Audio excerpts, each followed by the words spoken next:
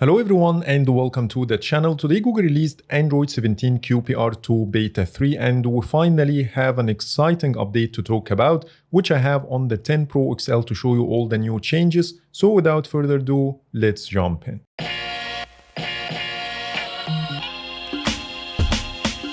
Starting with the update size and build number, here on the 10 Pro XL, the update size is 698 megabytes and the build number is CP41.260.731.005.B1. And by the way, this is a brand new category I added to the Wallpapers by In-Depth Tech Reviews app called Shot on Pixel, which includes real photos I took on my Pixel phones, and you will know more about this later in the video. But now let's take a look at the new changes. Let's start with the lock screen and always on display. On the right, I have Beta 2 on the 9 Pro XL, and the first change you will notice here is the Blur UI implementation to the notification banners, the fingerprint sensor, and the lock screen shortcuts. I'm using the same exact wallpaper to see the difference between the two. Google also did fix an issue related to the always on display that I used to have in Beta 2. Previously, if I had the always on display wallpaper option enabled and then tap to wake the screen, the blur effect stays on the wallpaper, but currently this issue is fixed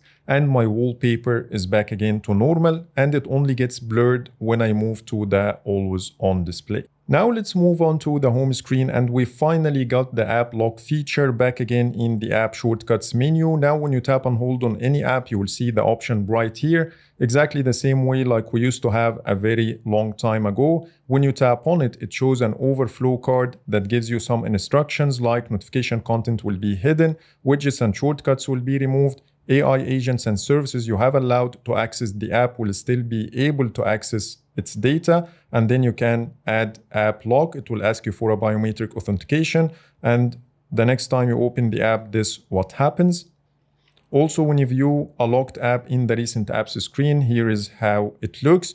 You can also remove the app lock directly from the app shortcuts menu by tapping on remove app lock like this, which also requires a biometric authentication. Additionally, when you jump to settings and then security and privacy, and then scroll down, you will see a dedicated menu for the app lock feature. This one will allow you to lock multiple apps at once using the toggles on the right.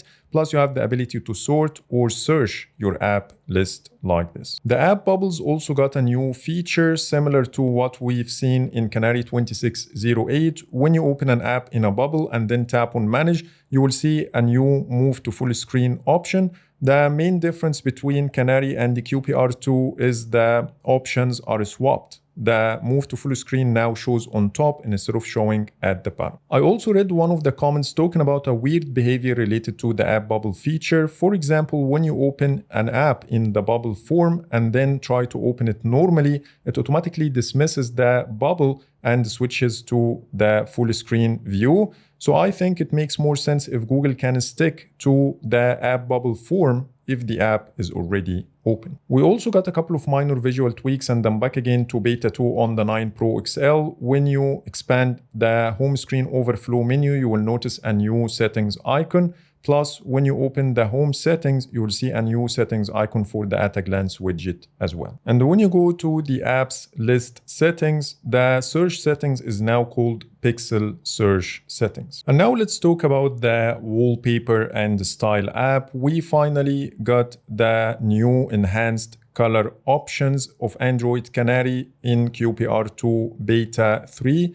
As you see here, the color options look totally different. You have this pencil icon on top of the selected color, which will allow you to choose between neutral, soft, bright, and finally bold. Also, this color palette icon, tapping on it will allow you to choose any custom color you want by using the slider. So we finally know that this feature will ship with the stable release of QPR2, which is expected in December. And the second change is the comeback of the suggested wallpapers carousel after being missing from the previous versions. Talking about the wallpapers, I'm planning to create a new category called Shot on Pixel under the Wallpapers by In-Depth Tech Reviews app, and here's one of the examples. This category will include some real photos I took with my Pixel cameras from the Pixel 5 all the way up to the Pixel 10. and you've seen some of the examples while shooting the video right here. You can also use this app to edit the wallpaper before setting to make it your own. You can add blur, brightness, change the hue and saturation, plus the ability to download it locally on device so you can apply the wallpaper effects on any of them. So if you want to give it a try, you will find the Google Play Store download link in the description. And now let's get back to QPR2 Beta 3. And now let's talk about the new changes under the quick settings, which got the same features we've seen in Android Canary 26.08. The first and most exciting one is the ability to change the quick settings layout. Once you tap on the edit button, you will see two tabs at the bottom, one for the normal editing we used to have, and then we have layout. Here you cannot change anything other than the order. These handles will allow you to push things up and down. Here you have the quick tiles, then the media player, and finally the brightness slider. I chose to have the brightness slider at the bottom of the screen for easier reachability like this. You can also put the media controls on top. So let me show you how it looks in action. So when I play a song and then go to the quick settings, then tap on edit, and then move the media player to the top, then go back. This is how it looks after the first swipe. You can see the media controls on top, and then comes the brightness slider. But keep in mind, the brightness slider will never show after the first swipe, regardless its position. The second change is related to the keyboard tile. Now the overflow card shows in the center, while previously it used to show at the bottom right corner. Moving to quick share, we got a really exciting new feature called tap to share instantly. When I tried to share a video, I got this banner in the share sheet saying tap to share instantly. Overlap the top of both devices until they glow, and you have a how it works hyperlink. Tapping on it reveals this card that explains the feature in detail. It says instantly share contact info, photos, videos, links, location, and more. This is a graphical representation, and it says here overlap the top of both unlocked phones with their screens facing up and visible to you. Keep phones together until they glow, and it says here if it's not working, try holding both phones back to back. If you remember, I talked about this feature a very long time ago, but it never had a user interface explaining exactly how it works. It used to automatically open quick share when I bring two devices together to start the sharing process immediately, but this is the first time to see an interface for this feature, and it also talks about a glow animation that I never had before. I also tried to use this new implementation with my other devices behind the camera, but the glow animation didn't show up. It works exactly the same way as before.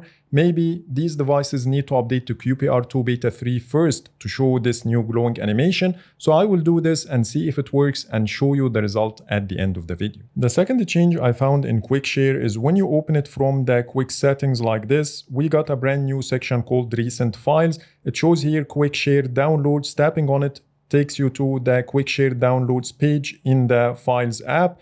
But when I do the same on QPR2 Beta 2, I don't see the same section.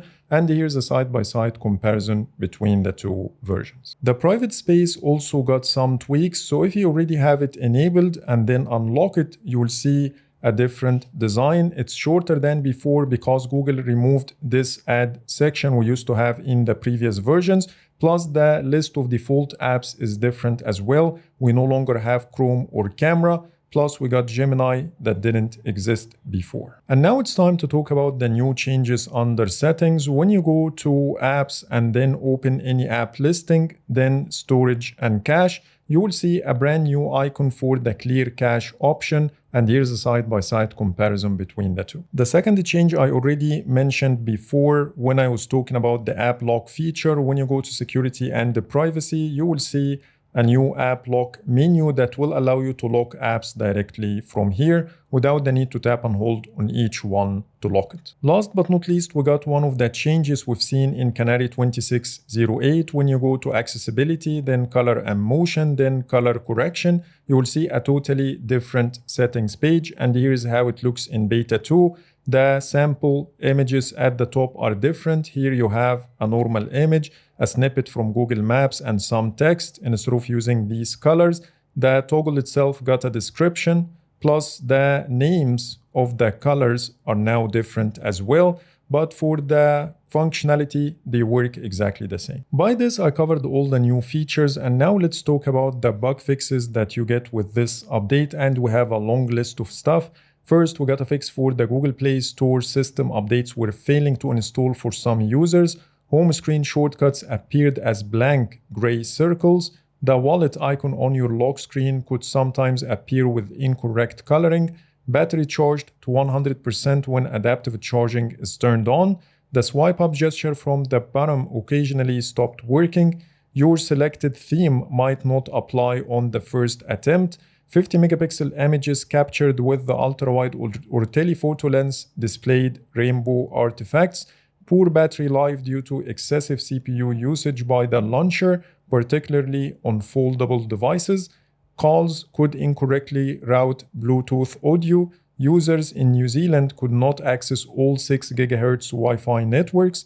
The terminal app would crash if you changed your device's UI font size while it was open. Users couldn't type special characters like slash etc. in the GUI of the terminal. Simultaneously swiping lock screen widgets and the notification shade caused buggy animations and a laggy, unresponsive UI. The screen sometimes become unresponsive or froze when unlocking the device. Display freezes and screen noise. Unexpected device crashes. So after going through this long list of bug fixes, now let's talk about my experience with the performance and the stability of this build. Honestly, it was not great within the first couple of hours. I used to have multiple issues. For example, every time I swipe up to go to the home screen used to flicker. The app shortcuts menu used to flicker as well and animate in a very weird way, and the device was slightly laggy. But thankfully, after those 2 hours, everything is back again to normal. The device is very snappy and works great. And when it comes to Geekbench scores for the CPU, I got 5,769 for the multi-core and 2,254 for the single core, which is worse than the previous version. And when it comes to the GPU, I got 4,738, which is about the same as before. So that's pretty much it for today. These are all the new changes I wanted to show you on Android 17 QPR2 Beta 3. Please let me know in the comments if I missed anything. But for now, thanks so much for watching and see you in the next video.